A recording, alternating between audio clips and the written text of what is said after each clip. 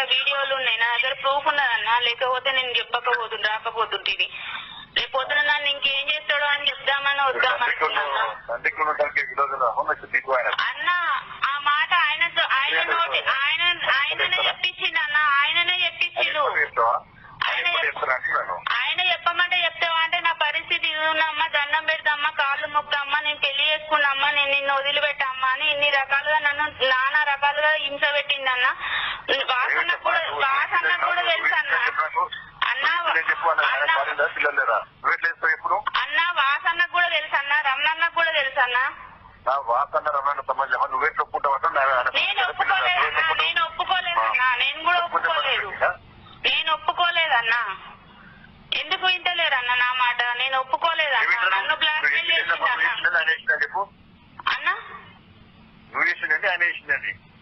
ఆయననే నన్ను మీ మాట మీ గౌరవం చూసి నేను ఇన్ని రోజులు ఊకున్నా అన్న. నేనేం మాట్లాడకుండా నేనేమనుకున్నా అన్న. ఆ మాటలన్నీ నిన్న రికార్డింగ్ చేసిన అన్న. నిన్న చేసిండు ఒట్టేయలేదన్నా, నేనే ఒట్టేసిన అన్న. నేను ఒట్టేయలేదు, ఏమేయలేదన్న. నన్ను నానా రకాలుగా హింస పెడతానన్న. నాకు కానక గండం ఉన్నదన్న. ఎందుకు ఇట్లా మాట్లాడుతున్నా అన్న?